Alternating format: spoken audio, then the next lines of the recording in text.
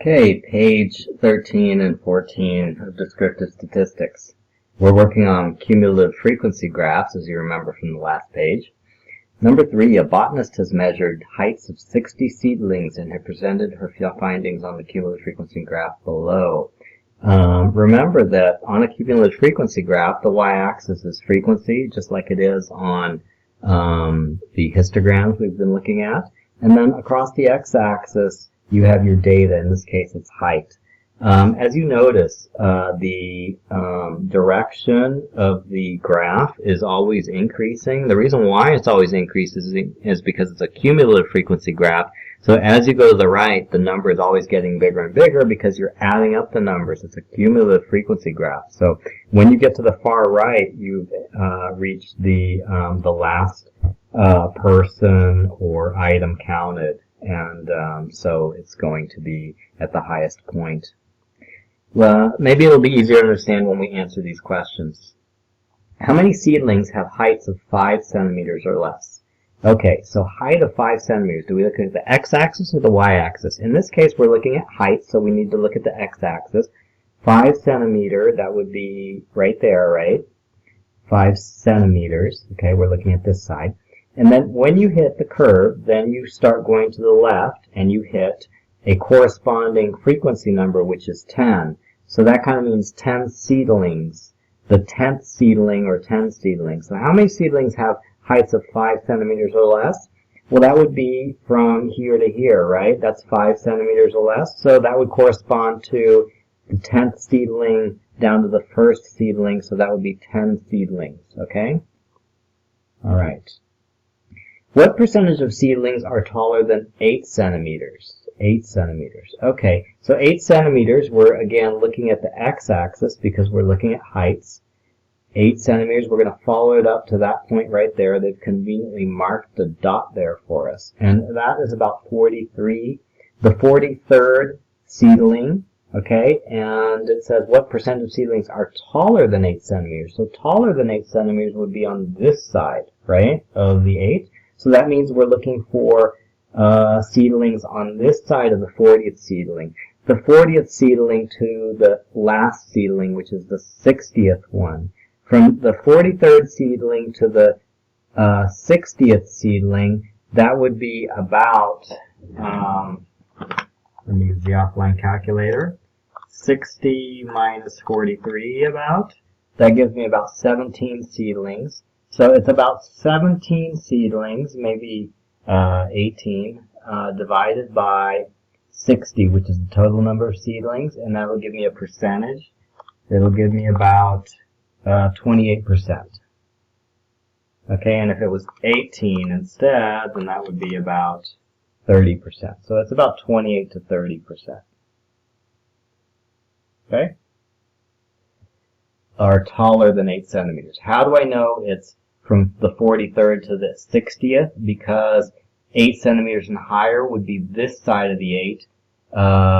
So it would be this side of the 43rd one. Okay? Okay, so let's move on to the next question. Use a different color here, brown. Find the median height. Okay, so the median height will be the middle seedling. And so since there's 60 seedlings, the middle seedling would be about the 30th one, right? So we're going to start with this 30. We're going to go to the right until we hit the curve, and then we're going to go down and notice we hit 7 centimeters. So I'm going to say that the median height is 7 centimeters. Find the interquartile range for the heights. Okay, so to find the interquartile range, remember that we need two numbers. We need the Q3 minus the Q1. So let's find the Q3 and the Q1. Well, first of all, let's see. If you have 60 seedlings, where are the Q3 and the Q1?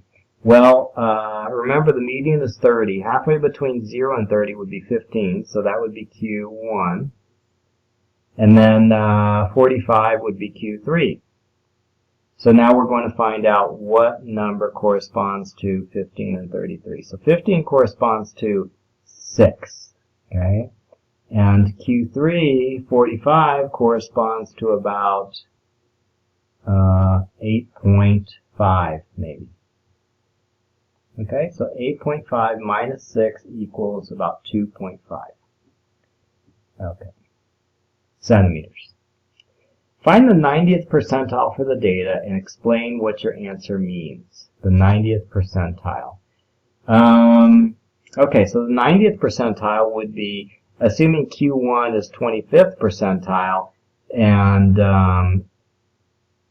Q3 is the 75th percentile, the 90th percentile is going to be 0.9 times 60, which is 54. So 54 is about right there. Correspond, they've marked that dot there. Oh, nice. Okay, it's about 10 centimeters. So what does that mean? That means that about 10% of seedlings are greater than 10 centimeters tall. Okay?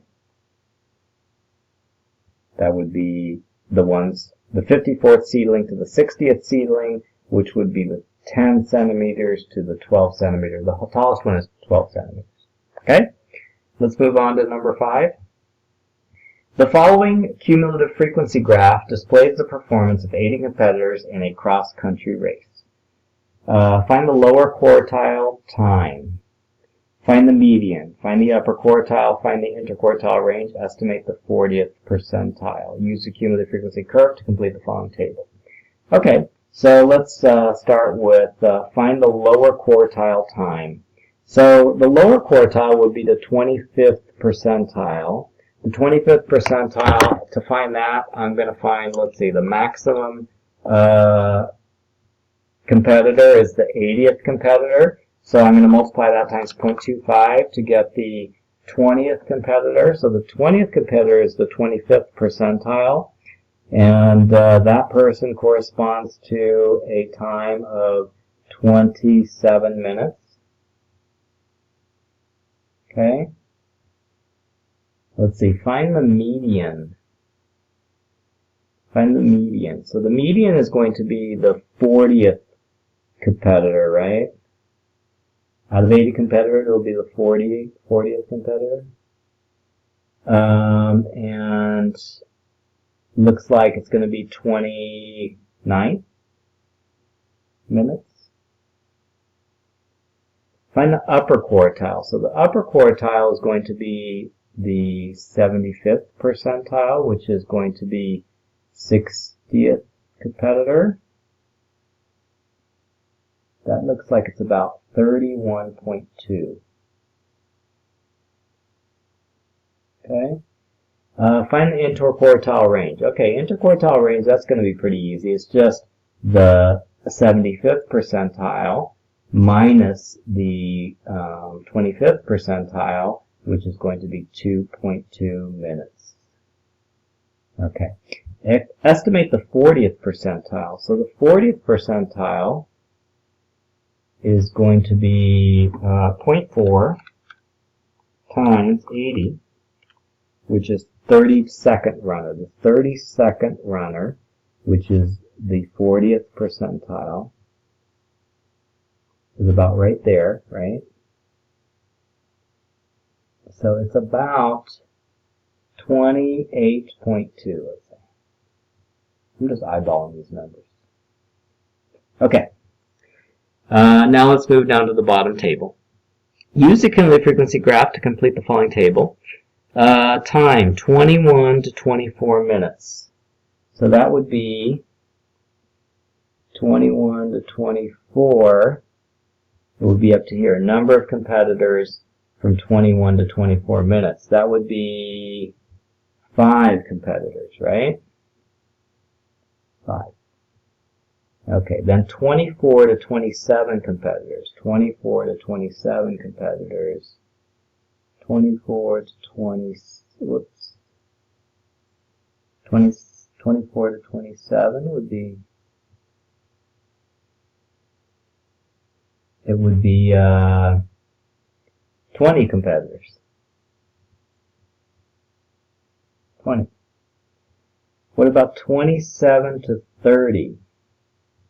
27 to 30. So that would be from there to,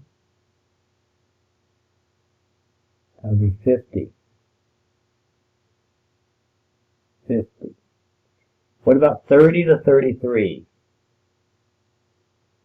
33. So I'm going to mark up. Oops.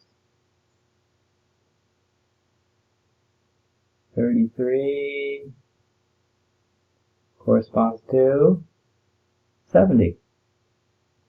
33 to 36.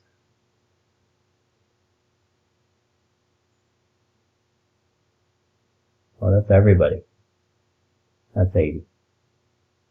Okay, makes sense? So usually what they do is they give you this table and then you make the frequency, cumulative frequency graph. But in this case you're doing the opposite, which is maybe even easier. Notice that the maximum number is the one that you use to graph against the 5. So it's 24, 5, see? 27, 20, right? 27, 20. Okay, so it's always this right number which is going to be used. That's a detail that you might forget, so practice or memorize in some way. I prefer just to do a few problems rather than memorizing, but I know you guys hate to do problems. Okay, on page 14, we're going to start with your old friend, standard deviation. First, they kind of explain why standard deviation came about. The most obvious thing to do to measure spread is to take your data points, and let's say they're spread out like that, and like one way of measuring how spread apart they are is like first you mark the mean, and then what you do is you find the distance of each point from the mean. And then if you like took all those distances and you add them up, and then take the average, it seems like that would be the most easy way to figure out what the spread of the distribution is. But if you think about it, what's going to happen if you do that is you're going to get a bunch of negative numbers drawn in red here and a bunch of positive numbers drawn in green here, and they kind of cancel each other out. And whenever you use that method, you're just going to get the distribution, or the dispersion is actually going to be 0, which makes no sense because, you know, obviously there is dispersion here. So what they do to correct for the fact that like some of the negative distances are going to cancel out with the positive distances is they square the differences. And if you square the differences, all the negative distances are going to end up being positive, and then you'll be able to add the negative distances, positive distances up. You don't care about the direction. What you're worried about is the distance from the mean. So that's exactly what they did. They used square, and then so that's called the variance. The variance is the average of all the squared distances of each data point from the mean. The mean, of course, is x bar here. Okay, and then you might think that's kind of weird to measure squared distances, and they thought it was kind of weird too. What they did to correct for that is they took the square root. They took the square root of the variance. And then they made something called the standard deviation from that. Okay, so the standard deviation has that formula, which is just the variance formula square rooted. Okay. Standard deviation is appropriate for measure, and by the way, standard deviation they usually write as sigma, right? Standard deviation is appropriate for measure spread of symmetrical distributions, okay? And IQR and percentiles, which we've already used, are more appropriate for measuring spread of skewed or crooked distributions, okay? Let's see. The weights in kilograms of 7 footballers are the following. Find the mean and standard deviation for this group. When measured 5 years later, each footballer's weight had increased by exactly 10 kilograms. Find the new mean and standard deviation. Comment on your results in general terms. Okay, so how do you first of all, how do you find the mean? Well, you're going to add all these up and divide by 1, 2, 3, 4, 5, 6, 7. 7. And then you're going to get a number. And you're going to say that's x bar. And then how do you get the standard deviation? You are going to take each one of these numbers and you're going to subtract this number. Let's say that the mean is like, 65.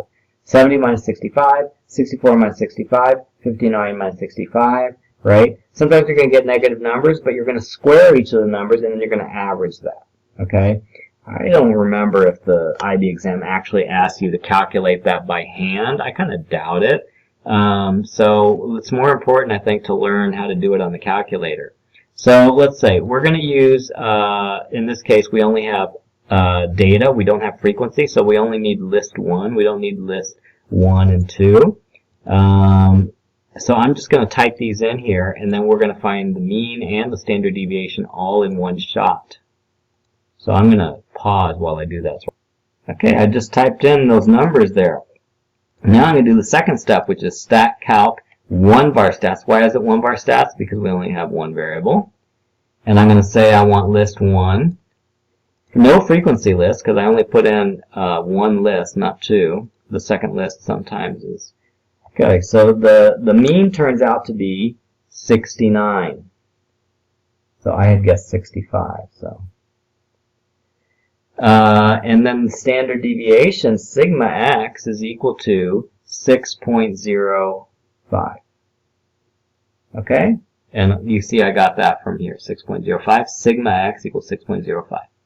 Alright, so that's the mean and standard deviation. When measured 5 years later, each footballer's weight had increased by exactly 10 kilograms. Find the new mean and standard deviation. Comment on your results in general terms. This is a good opportunity to show you something kind of cool you could do with lists. So list 1, I already typed it in, right? List 2, you see that I already have like each of the weights with 10 added.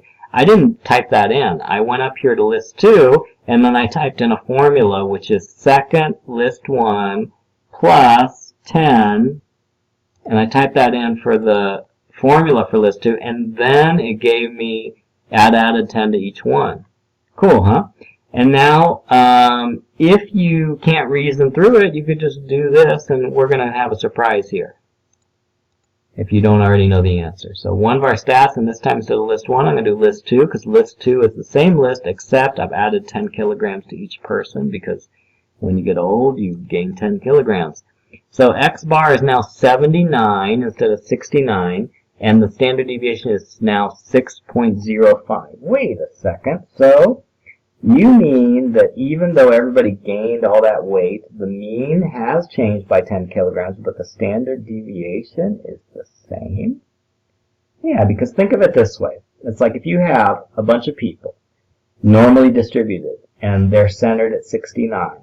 And then 10 years later, everybody has gained exactly 10 kilograms. What happens? Well, now the distribution is now centered at 79, of course, right? But you see that, like, the amount of spreadedness, the dispersion, has not increased. It's still about the same width across. And because of that, the standard deviation, which does not depend on where the mean is, it only depends on where the population is relative to the mean, it still continues to be 6.05, right? So you could have figured that out without putting in the calculator, right? Comment on your results in general term. Well, that's just what I said, right? Okay, like the standard deviation doesn't depend on where the mean is. It only depends on how spread out the people are. And since everybody gained the exact same amount of weight, they're still not spread out. They're just the same amount of spread outness as before. I'm inventing all sorts of new words here. Spread outness. Okay. Number 1. The column graphs show two distributions for sample A and sample B. By looking at the graph, which distribution appears to have a wider spread? Okay, by a few different measures like range and IQR, and even if we don't look at standard deviation, looks like for sample A it has a wider spread, right? Find the mean of each sample. And here, now there's a trick here, because both of these distributions are perfectly symmetrical, right? If a distribution is perfectly symmetrical, their mean is at the center. Okay, so the mean of the green one is 8, the mean of the pink one is 8, so actually they're both 8. Find the standard deviation for each sample. Comment on your answers.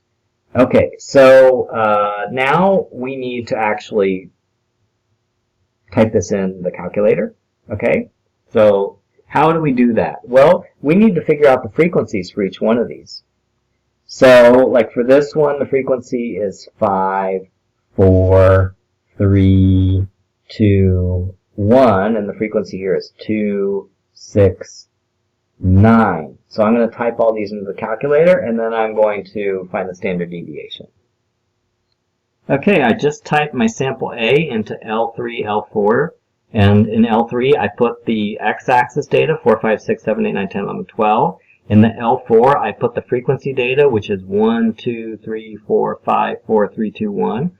In L5 I put the data for the pink, which is 6, 7, 8, 9, 10, and in the L6 I put 2, 6, 9, 6, 2.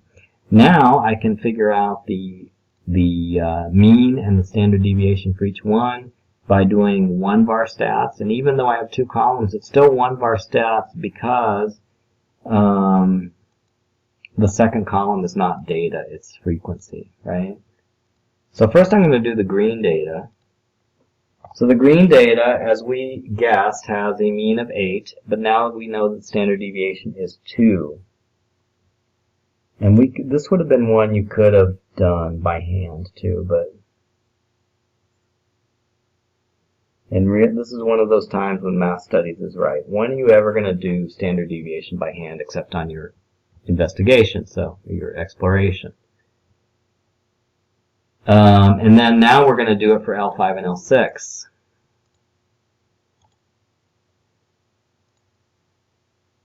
L5, L6.